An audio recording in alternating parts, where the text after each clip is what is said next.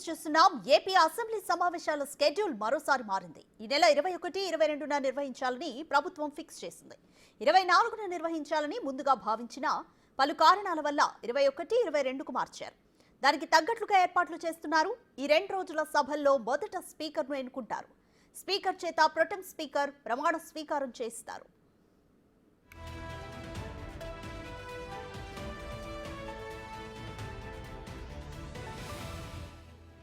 Pro tem speaker గా senior నేత గోరంట్ల బుచ్చయ్య చౌదరి వ్యవహరిస్తారు. అయ్యన్న పాత్రుడికే స్పీకర్ పదవి వరిస్తుందని టీడీపీ వర్గాలు చెబుతున్నాయి.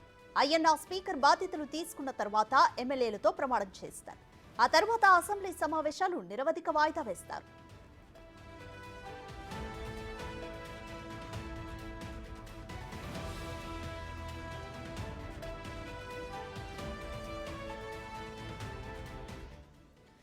మోర్ డీటెయిల్స్ మా ప్రతినిధి మల్లికార్జున్ అందిస్తారు. మల్లికార్జున్, ఎందుకని ఏపీ అసెంబ్లీ సమావేశాలని ప్రీపోన్ చేశారు?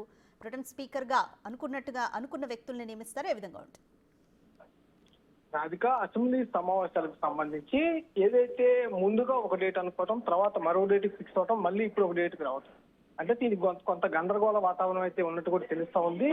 అధికారికంగా ఇప్పటి వరకు ఇది కూడా ప్రకటించిన దాఖలాలు లేవు. ముందుగా 19వ తారీఖు అసెంబ్లీ సమావేశాలు ఉంటాయని కూడా భావించిన పరిస్థితి కూడా ఉంది. చంద్రబాబు నాయుడు పోలవరం సంబంధించి టూర్ నేపథ్యంలో కూడా డేట్లను చేంజ్ చేసినట్టు కూడా తెలుస్తా ఉంది. అది 24కి పోస్ట్ పోన్ కావటంగా ఉంది. దాన్ని ఇప్పుడు మళ్ళీ ఒకసారి ప్రీపోన్ చేయడం కూడా జరిగింది. ఇప్పుడు 21 నుంచి 22 వరకు, అంటే 2 రోజుల పాటు ఈ అసెంబ్లీ సమావేశాలు నిర్వహిస్తున్నట్టు కూడా తెలుస్తా ఉంది.